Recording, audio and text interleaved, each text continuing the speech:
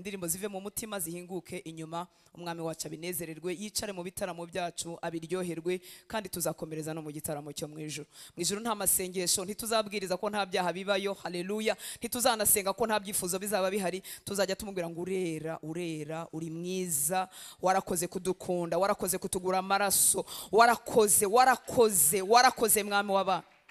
Data rero tuguhaye icyubahiro, aba ni abahungu bawe n'abakobwa bawe, aba ni ab'agaciro mu maso yawe, aba ni babandi uzi muri detaye. Ijambo ryawe ryaratubwiye ngo n'imisatsi yo ku mitwe yacu irabazi. Nta muntu n'umwe w'ingwiza murongo muri twebwe, nta muntu n'umwe utazi, nta muntu n'umwe udafite agaciro mu maso yawe, wadukunze urukundo rutagira akagero. Mwuka wera rero ngwino wongere wicare hagati muri twebwe.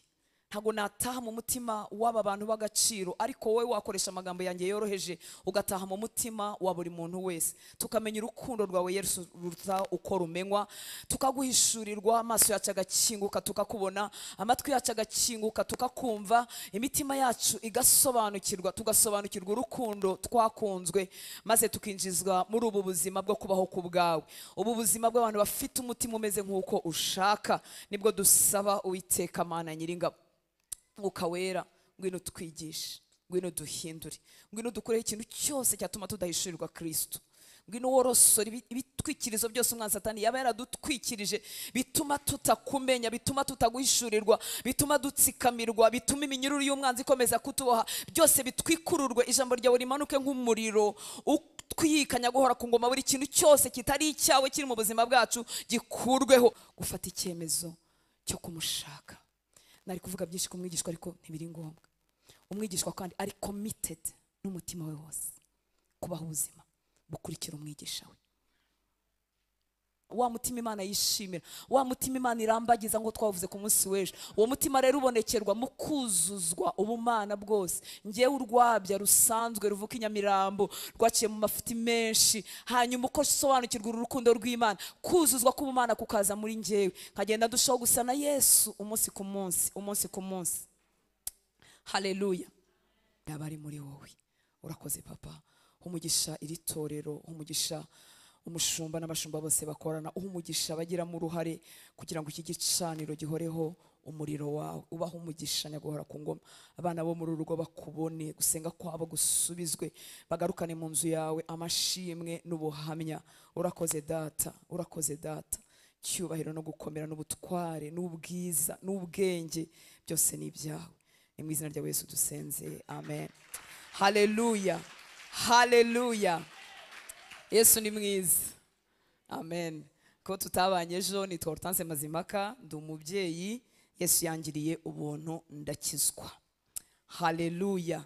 Ndi mu rugendo rujya mu ijuru. Nagiriwe ubuntu pe. Nawe warabugiriwe? Reka tumuzambure amaboko. Haleluya. Twababariwe bya byaha byinshi, kuko twababariwe birimo biradutera natwe gukunda cyane. Muribuka Yesu yari yicaye mu nzu y'umufarisayo umwe, hanyuma umugore w'umunyabyaha araza atangira kumusiga amavuta ku birenge, ayahanaguza umusatsi we kandi arira. Hanyuma abafarisayo baramureba, n'abandi bigisha n'abandi bantu bazi ibyanditswe bicaye ngo baravuga ati ariko uyu muntu, bagayira Yesu mu mutima. Yanibwira baramurebye aravuga ati uyu muntu yaza kuba umuhanuzi kweri kweri. Yaza kuba umuhanuzi, yari kumenya uriya mugore uri muri imbere ko ari umunyabyaha. Ariko yari umuhanuzi, yari umwungeri, yari Imana, yari yuzuye urukundo, yari yuzuye imbabazi. Mu byo bamuregaga kuba inshuti y'abanyabyaha, akababwira ngo umuvuzi, umuganga ntago yazi abazima. Haleluya. Tumukunda rwinshi kuko ari wadukunze mbere tudakwiriye, yirengagije imyaka yacu yo kujijwa. Haleluya. Hanyuma Yesu asubiza uwo mugabo aravuga ati abababariwe cyane, bashima cyane, bakunda cyane. Haleluya. Tininje muri nzu yawe ntiwamaye n'utuzi ko gukaraba ibirenge, ariko yuwe amarira ye, amavuta y'igiciro, umusatsi, byose by'agaciro kuri we. Nubona umuntu rero akunda cyane Yesu, yirengagije ibindi byari byo byose, uzajya umenya ko yasobanukiwe ko yakunzwe cyane. Yababariwe byinshi, kandi namenye ko byinshi atari umubare rimwe kabiri gatatu. Wari uwo gupfa, nubwo wari kurimbuka, nubwo wari gukurura ingeso nziza, utarigeze usambana, utarigeze wiba, utarigeze utukana, utarigeze ukopera mu ishuri, kwari umunyeshuri utarakopera, utarigeze icyaha wari ufite cyari icyaha cyo kutizera umwana w'Imana. Wari ikiremwa cyigenga, kandi ibyo ni icyaha. Nibwo wari gukura umeze gutyo ugororotse rwose, nawe wari wo kurimbukana natwe abakoze ibyaha byinshi. Rero byinshi si mu mubare 1, 2, 3, byinshi ni umuntu wese wari utandukanijwe n'Imana. Abantu bose inyangamugayo n'abaruharwa bose bakoze ibyaha ntibashyikira ubwiza bw'Imana. Haleluya. Ariko Imana y'imbabazi ibonye turi abo gupfa rubi, iduha impano y'ubuntu. Haleluya, haleluya. Impano y'agakiza yaza ari gift y'ubuntu. Bizaha byari ibyo kuturimbura, ariko impano y'ubuntu bw'Imana iraboneka muri Kristo Yesu, ariyo bugingo buhoraho. Ubu wabubereyeho iki kindi uretse kubera aho uwo nguwo wadukunze akatwitangira. Imana ibaha umugisha. Ndamukunda Yesu, nagize umugisha arandondogoza. Haleluya.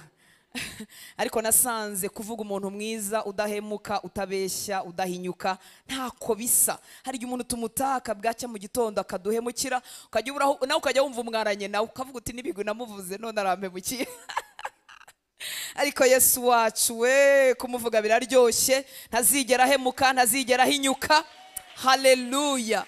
Hari igihe tubyitiranya nk'umuntu akaguhemukira yitirirwa izina ry'Imana, cyangwa ari uwo wakunze, uwo mwashakanye yaguhemukirwa tuvuga ngo Imana ntibaho. Oya, Imana ibaho, uwo niwe wahemutse. Ni pasiteri wahemutse, ni umugabo, ni umugore, ni umuvugabutumwa niwe wahemutse, ariko Imana yo ntihemuka. Haleluya. Umwami abaho umugisha. Amen. Nkuko twavuze rero ku munsi w'ejo, youth after God's heart, cyangwa nkuko mubimazemo iminsi, la jeunesse selon le cœur de Dieu. Ngerageza kuvuga izindi matara uko nzizi cyane kugira ngo haraho waba wumva rumwe muri rwo neza kurusha Ikinyarwanda cyanjye cyinshi gitomoye, wenda harako kajambo kamusigare mu mutima. Ibyo byanteye kwitoza gusoma Bibiliya y'Icyongereza ntakizi, cyanze no kwinjiramo.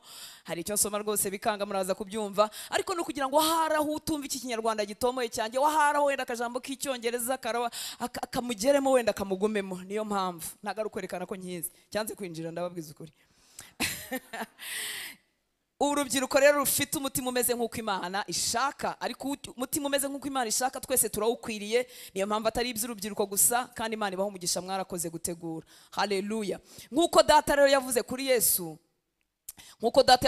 Yesu, ati n'umwana wanjye nkunda nkamwishimira, nibwo buzima dushaka. Abifuza uwo mutima nibwo buzima dushaka. Twabivuzeho ku munsi w'ejo, twese Imana iradukunda, ariko dushobora kwibaza ngo ese koko yishimiye uko mbayeho, ese koko yishimiye ubuzima bwanjye? Ariko yaramuhamije aravuga ngo uyu n'umwana wanjye nkunda cyane nkamwishimira, ubwo nibwo buzima dushaka. Hanyuma Yesu nawe akavuga ngo ntacyo umwana abasha gukora ubwe atabonye se agikora, kuko ibyo asakora n'umwana ari ibyo akora. Yesu ntabwo yaje afite any agenda inyuranye n'iyasi, nta mugambi, nta gitekerezo, nta gahunda, nta plan, nta kintu na kimwe cyari kinyuranye n'ibyo se ashaka. Imana ishimwe cyane. Twebwe abaguzwe amaraso, ubwo nibwo buzima ubundi tuba twinjiye kubamo. Ngo Yesu rero yarabasubije muri Yohani 5:19 ngo nukuri ndababwira yuko ari ntacyo umwana abasha gukora ubwe atabonye se agikora, kuko ibyo se akora byose n'umwana ari byo akora. Ubwo n'ubuzima bwo kumvira ku kigero gitangaje. Imana ishimwe cyane. Kandi iyo usomye Bibiliya yose, ukomeje kuyisoma, usanga amagambo menshi yerekana ubu buzima Yesu yabayemo bwo kubahisha se. Igihe kimwe yabwiye abigishwa be handi muri Yohana 4:34, bagarutse 33 aravuga ngo mfite ibindi byo kurya mutazi. Bari bamusize ashonje ananiwe, kuko yari yambaye umubiri kimwe natwe. Bagarutse basanga ari maganira n'uriya mugore, baribaza ngo ese hari umuntu wamuzaniye ibyo kurya? Arabasubiza ngo mfite ibindi byo kurya mutazi. Ubundi ibyo kurya n'ubuzima, turarya kugira ngo tubeho.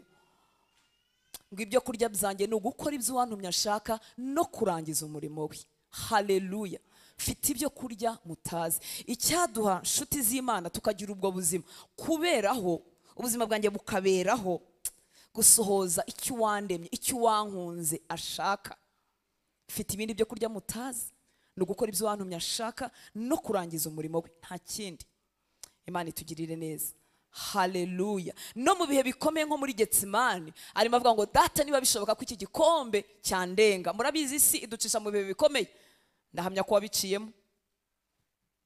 Ushobora no kuba urimo kubicamo, ushobora no kuzaca mu bindi, kuko ntabwo Yesu yigeze adusezeranya ko tutazaca mu bikomeye, ahubwo yaratubwiye ngo mwisi mugira umubabaro, ariko nimuhumure nanesheje isi. Haleluya. mu bihe bikomeye nko muri Getsimani aravuga ngo data niba bishoboka igikombe kindenge ariko bye kuba uko nshaka. Uwo ni umutima unezeza data, bye kuba uko nshaka. Uyu munsi amasengesho ya cyana amarezo dushobora gusaziramo tumaze imyaka 20 mu gakiza tugumye mu cyana kandi twakabaye dukura, abwira Yesu ngo bibe uko nge nshaka. Mwami niba nshaka nuko mbishaka, nahashaka gutura nuko bimeze. Mwamudukuzi. Haleluya. Iyo umuntu rero ashaka uwo mutima yemera ubu buzima bw'uko Yesu amubera umwami. Imana ifashe kamere nk'akinjiye, yemera ubuzima bwo kwemera ko Yesu amubera umwami. Abana b'Imana bamwe bakira kamwe Yesu ambere umukiza. Umukiza nyine aza kugukiza, akagukiza icyaha, akagukiza indwara, akagukiza ubutindi bw'ubukene bwo gatsindwa, akagukiza umuruho n'umubabaro, akaba papa w'imfubyi, akaba umurengezi w'umupfakazi, akadukiza we, akatugirira neza kandi n'ukuri tugatabarwa. Ariko tumwakira atubera umukiza, atubera n'umwami.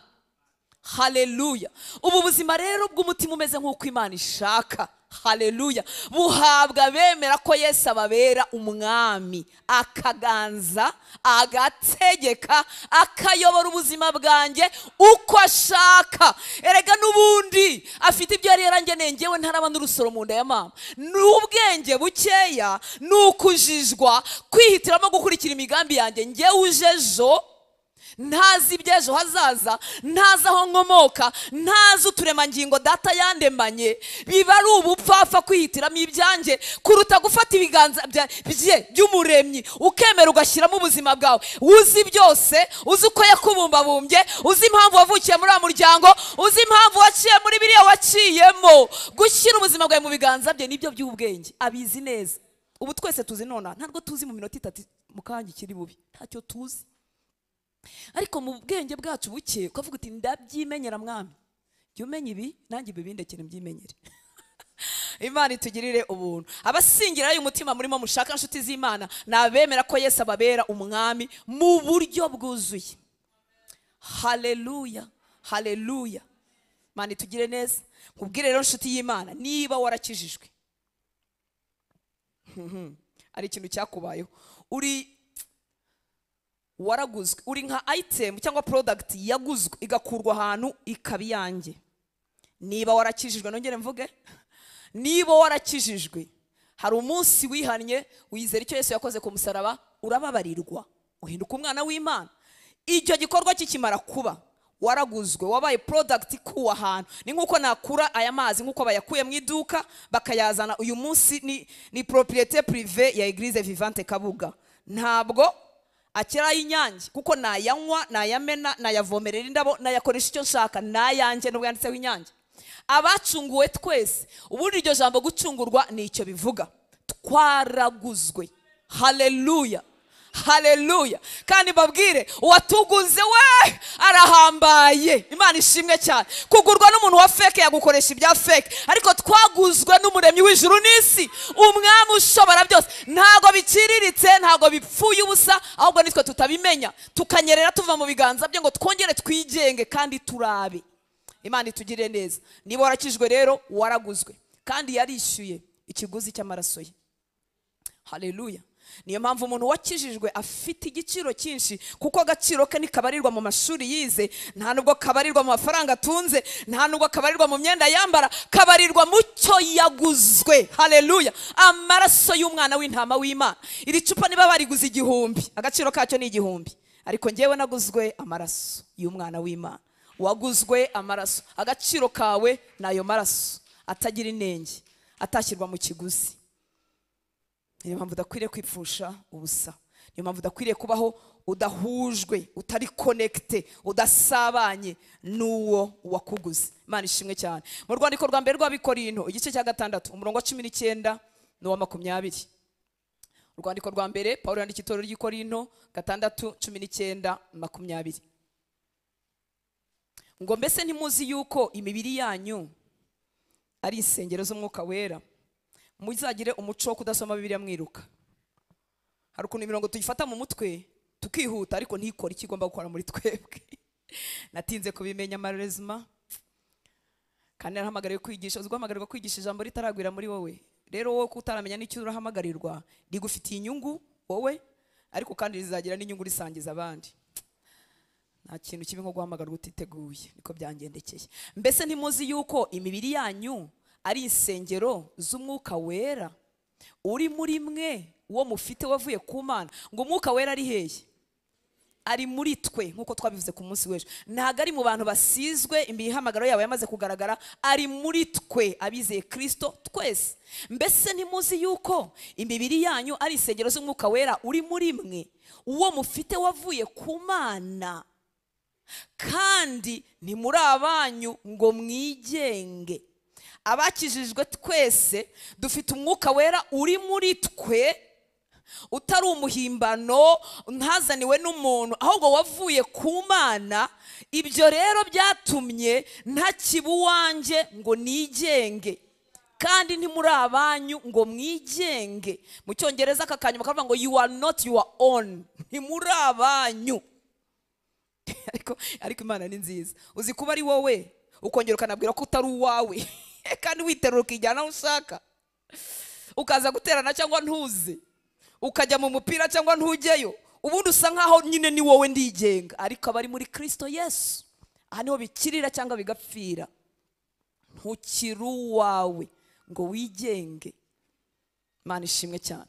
Haleluya. Mu Gifaransa kakavuga kano kanyuma ngo vous ne vous appartenez point à vous-même. Ntimukiri abanyu, tu ne t'appartiens plus. Imana ishimwe cyane. Niba utigenga se ugengwa nandi? Ujyahe? Uba mu biki? 20 akavuga ngo kuko mwaguzwe igiciro, nuko rero mutume imibiri yanyu ihimbaza Imana. Haleluya. Mu Gifaransa kano kavuze ngo car vous avez été racheté à un grand prix. Mwaguzwe igiciro gikomeye. Haleluya. Niyo mpamvu iyo umuntu ankozeho abakoze kurindi. Kuba muri Kristo neza ntako bisa n'amaguru abiri. Haleluya. Iyo usize ukuguru kumwe hanze bashobora kugukoraho ntibakore kuri Kristo, kuko kure kwagiye ahantu kutagombaga kujya. Kuba muri Kristo neza n'amaguru yombi ni inyungu zawe. Imana ishimwe cyane. Haleluya. Igihe wakizwaga rero kubaho ku bwawe byari birangiye nubwo utabimenye. Igihe wakizwaga kubaho ku bwawe byari birangiye. Rero ubonekerwa mu kuzuzwa ubumana bwose. Ngewe urwabya rusanzwe ruvuka Inyamirambo rwaciye mu mafuti menshi, hanyuma uko sobanukirwa urukundo rw'Imana, kuzuzwa k'ubumana kukaza muri ngewe, nkagenda dushaho gusa na Yesu umunsi ku munsi, umunsi ku munsi. Haleluya. Arasabira bitorera ngo tumenye n'urukundo rwa Kristo ruruta uko rumenywa, ngo twuzuzwe kugeza ku kuzura kw'Imana. Haleluya. Uru rukundo twahishuriwe tukarumenya nirwo ruha abantu kubaho ubuzima butandukanye n'ubwo bahozemo kera, ubuzima bwo kuberaho Imana. Uru rukundo uko abantu bagenda barusogongera nirwo rubahesha kubaho ubuzima bwo gutangira kuberaho Imana. Haleluya. Ni narwo ruduhesha kamere y'Imana muri twe, ni narwo ruduhata.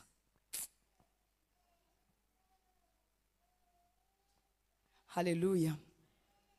Nirwo ruduhata nizo mbaraga zabera bose babereho Kristo, biteguye no kumupfira, babikomera hehe? Muri uru rukundo. Haleluya. Urukundo rwa Kristo nirwo ruduhata kubaho kubwe. Uzarebe ukunda umuntu cyane, imbaraga zo kumubabaza ziba nke. Iyo umukunda by'ukuri, imbaraga zo kumubabaza ziba nke. Urukundo Yesu yadukunze rwuzuriye mu mitima yacu, rugenda rugwira. Haleluya. Nirwo ruduhata kubaho kubwe. Nk'abantu bakunda ibintu, ngira abavandimwe bakunda ibintu bakabyitangira. Ngira abantu twegeranye bo mu muryango baramutse bumvise inyigisho bakwimenya, bakunda Rayon Sport cyane, ibaraza amajoro. Nk'abantu bayitangamo amamiliyoni, ntibashobora gusiba umupira wa Rayon Sport. Ni ukuvuga ngo hari ubukwe bw'ingenzi bwo mu muryango bugakubitana na Rayon Sport, akaga kaba kabaye. Barayitangiye n'umutima wabo wose. Bamwe bajya abantu batari ko wazaje muri stade ko tuzakwishyura hahandi heza inyuma ukenjoyinga. Ndavuga rero mpageze ntabwo nakwenjoyinga mfite ibindi nenjoyinze. Haleluya, haleluya. Umutima w'umuntu ntiwicara mu busa. Ushobora kuba udakunda Rayon Sport ariko wenda hicayemo wowe. Uru rukundo ni rwo ruduhata rukatugezaho dutangira kubaho ku bwa Yesu. Ni icyo gihe nibiduhindukira imvune, biduhindukira uburyohe, kwitura wadukunze mbere. Namwe n'izindi mpano mukorere, namwe n'ubundi bwenge nabwo mumukoreshe, nanyongere n'andi mafaranga nayo nyamukoreshereze. Ibyo wunguka byose n'ibyo umenya byose biberaho we. Haleluya, kuko uramukunda ntibikuvuna. Impamvu gutanga amaturo no gutanga amafaranga mu bwami bw'Imana bivuna abantu nuko umutima wawe utari muri ubwo bwami. Iya waruzira ibanga. Mu by'ukuri Imana si amaturo n'amafaranga y'abantu ishaka. Oya, irashaka twe. Kuko iteka iyo uzanye gift, iyo hari umuntu gift, uwo muntu aba agufiteho access. No kuvuga ngo gift ibringinga izana the giver. Haleluya. Iyo Imana nyituye biranyorera ko n'umutima wanjye ubayo, kuko iby'agaciro byanjye biriyo. Ariko ntitwakurenganya niba umutima utariyo n'amafaranga yawe yigumanire. Haleluya. Ariko niba umutima uriyo ndicara nkareba nkavuga ngo kuki donasiye, kuki projecteur idakora, nkavuga ngo donasiye kuki mama Hortense ari mabiri cyuya cyane hano imbere kuki ubutumwa bwiza budafite ababushyigikiye, kuki tutohereje abamisiyoneri, kuki abamisiyoneri babura uko bagenda kuko badafite support y'abantu basigaye inyuma bazabamenyera uko bazabaho ariko bagatwara ubutumwa mu mwuka atarageramo ubutumwa bwiza. Kuki abarushikwa no kwigisha ijambo ry'Imana badafite gishyigikira, kuki abakene muri twebwe badafite ababitayeho, kuki. Impamvu yabyo nuko amafaranga yawe aba ari ayawe bwite, aba ari ayawe bwite. Ariko abaguzwa amaraso, abatakira abacu ngo twigenge. Data afite ijambo kubyo ntiza byose, kubingize byose including amafaranga yanjye. Afite ijambo ku masaha yanjye yose, afite ijambo ku buzima bwanjye bwose. Uyu munsi ambwiye ati rekera kubwiriza ndagushaka mu bindi. Nahita ntereka microphone abantu bakongera kuntumira nkavuga ibyo sibyo nkirimo sinyibwiriza, ngiwe na data twagiye mu bindi. Haleluya. Ariko iyo ubayeho kubwawe ukagira akantu kamufata kagasa nk'ako wafatishije, nta muntu wagutandukanya nako. Haleluya. Urwandiko rwa kabiri rw'Abikorinto 5:14 na 15 ngo urukundo rwa Kristo ruraduhata.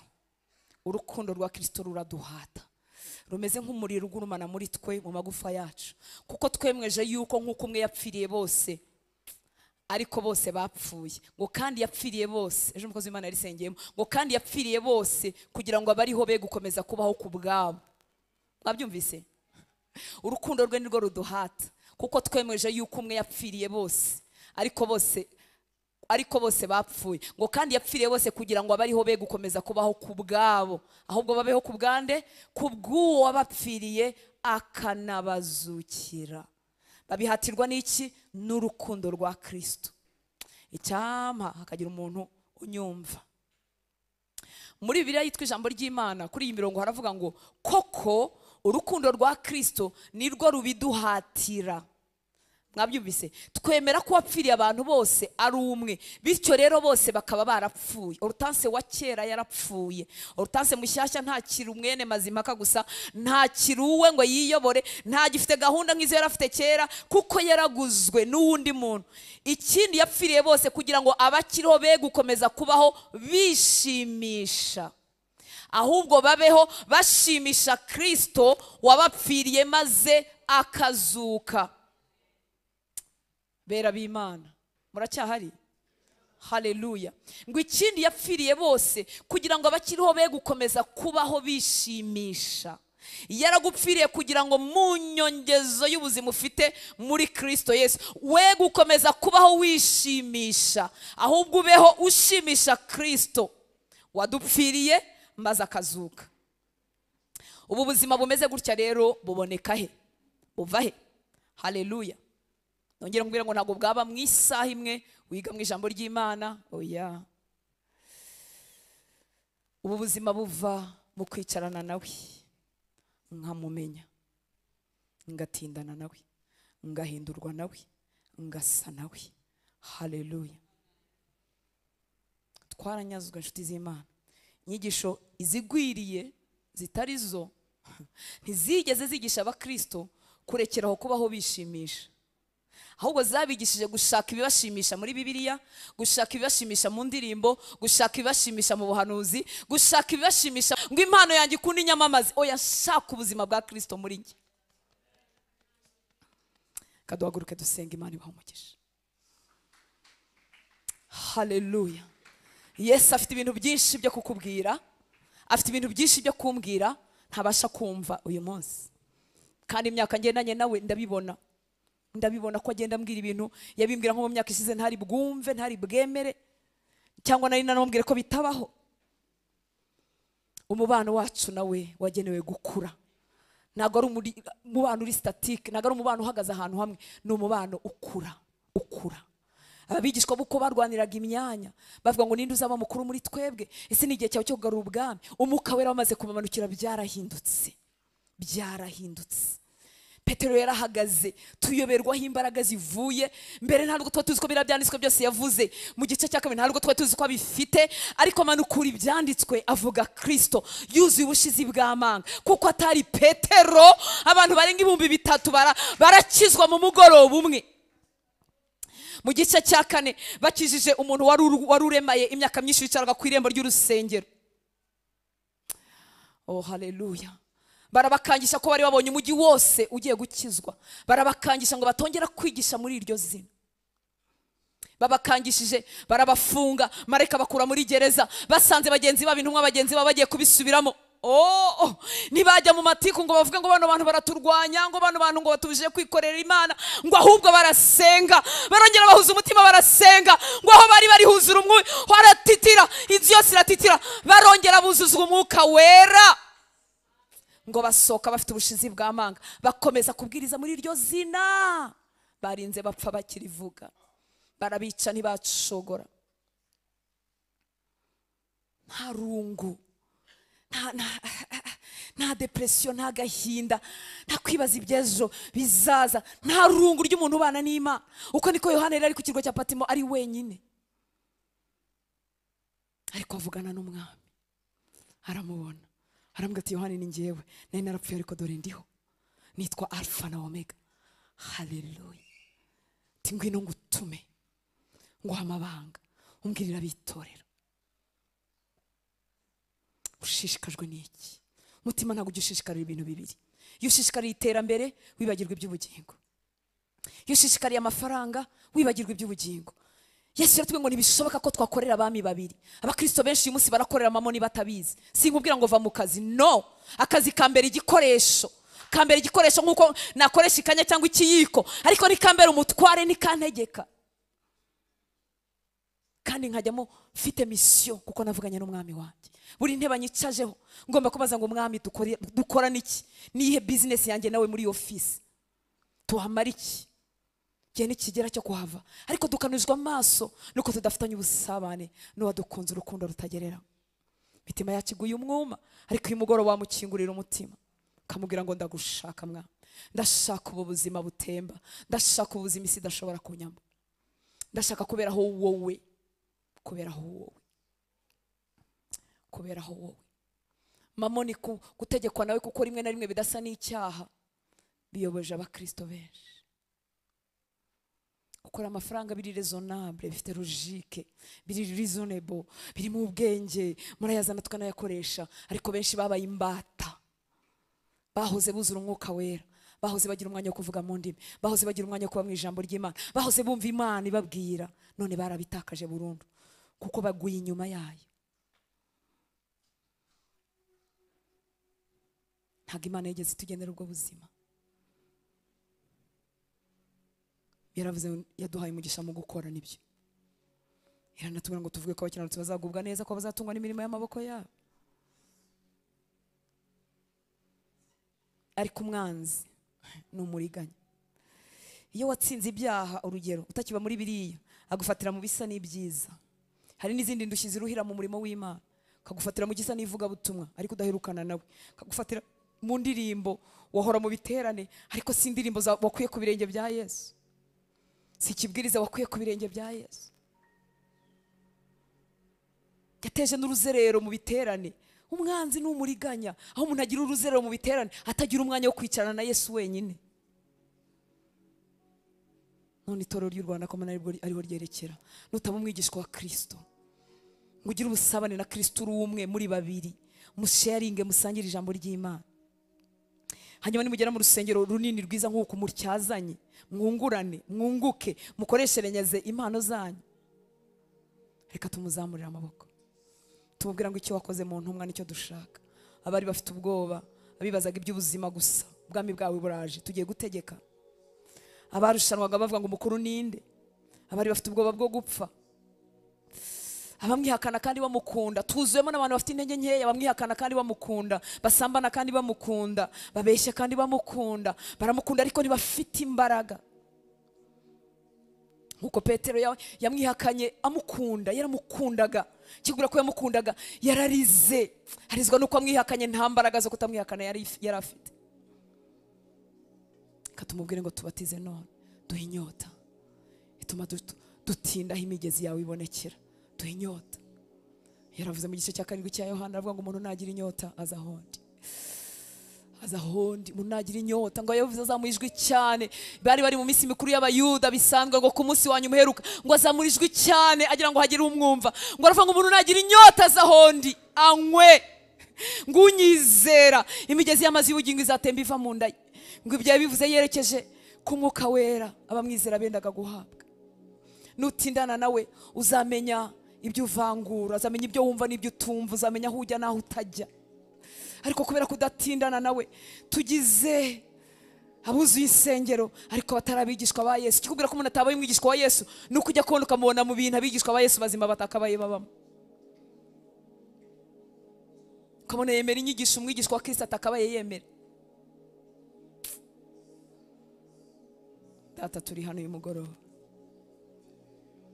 turi hano mwami w'abami, turi hano mwami w'abami. Nta wundi dushaka, nta nundi wadukiza, nta nundi waduha imbaraga. Ntiwigeze ukora ku bigishwa bawe ngo bahabwe imbaraga, ahubwo wabasabye gutegereza icyo data yasezeranye. Mwami, tugufitiye inyota, abahungu bawe n'abakobwa bawe, aba basore batoya n'izi nkumi, natwe abakuze nyaguhora ku ngoma. Uyu mugoroba tukuzamuriye amaboko, tugusukiye imitima yacu mwami w'aba. Turashaka ubu buzima mukunzi mwiza, turashaka ubu buzima bwawe butemba, turashaka iyi migezi itemba. Turambiye ubuzima bwo kuba kazuyazi, turambiye ubuzima bwo kukwitirirwa tutakubona. Urukundo rwawe rutuzuriye muri twebwe, tutarimo gukura kugera ku kuzura kwawe. Turashaka ubu buzima mwami, tubatize mu mwuka wawe, tubatize mu mwuka wawe, twuzuze umwuka wawe, tugarure mu inyota y'ibyawe, tugarure mu inyota y'ibyawe.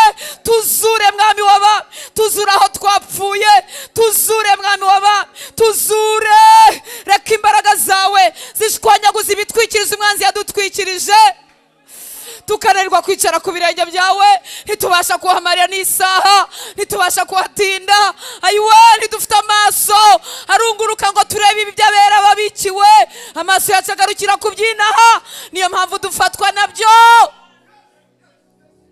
Reka umuriro wawe mwami, umuriro wawe Mwuka Wera wuzure mu mitima yacu. Iminyururu y'umwanzi icike, imenagurike, amashene y'umwanzi amenagurike, uburetwa bw'umwanzi bumenagurike,